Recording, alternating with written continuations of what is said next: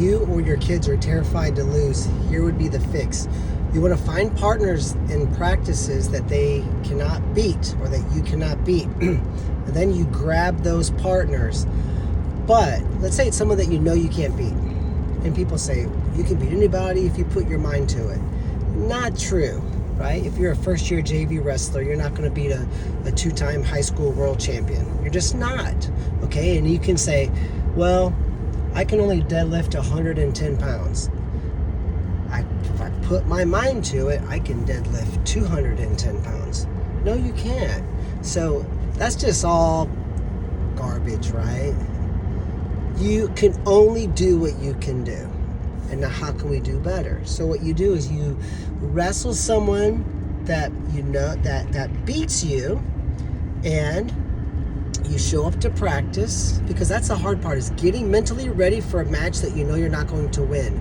That's the issue. Okay, so I say, I have to close the gap, and that's what we call it. Close the gap, close the gap, close the gap. So I'm gonna grab kids in practice that I know I can't beat, and then I'm gonna set a goal to do better. It might only be scoring one takedown. It might only be not getting turned. It might be I set a goal, to score 3 takedowns and to ride them out, depending upon how bad they are already beating me. So I kind of take the win-loss out of it, and I take the scariness out of it, and we like to say what?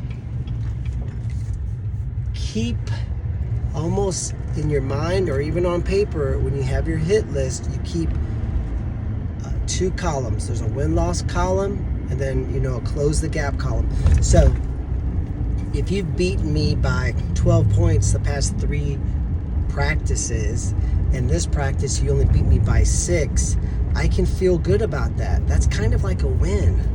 Even though, so in wrestling, you're either a winner or you're a big fat loser. We have to take that out of the equation. The lucky ones are like track and cross country, because they have a PR, personal record. They can say, well, I didn't qualify for state, but I shaved, 3 seconds off of my mile time. They have something to grasp onto that is exciting, and that gives them sort of a foothold. It's a momentum that carries them into the off season of training. They're excited. So we have to do that in wrestling. So that would be my advice. Then you say, I've learned this skill that Nick taught me. That's very awesome. I'm going to do that in a match. Yes. So you go to a tournament and you have some wrestler that you maybe know is way out of your league. Then guess what happens? You take the same mindset, and you're going to be surprised, because you're going to win some of these matches in practice, because you're probably better than you thought you were. You're probably leaving points on the table. You're probably getting discouraged, losing by bigger scores, and you're probably going to understand that, hey, I'm starting to beat some of these people.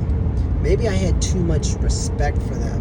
Maybe my fear factor was worse than I thought, and I was just so worked up the hour or 2 before the match that I'm going out there half capable, because I've worn myself out. So it's just a lot of wonderful things that can take place. So you definitely want to share this with your wrestlers. Start implementing this as a strategy. We've been using it since 1999 when I started our academy.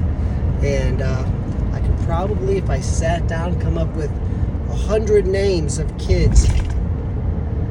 So how do you mentally prepare for a match that you know you can't win? Boom, now you know. Subscribe, share this, go deep with us. Follow Purler Wrestling.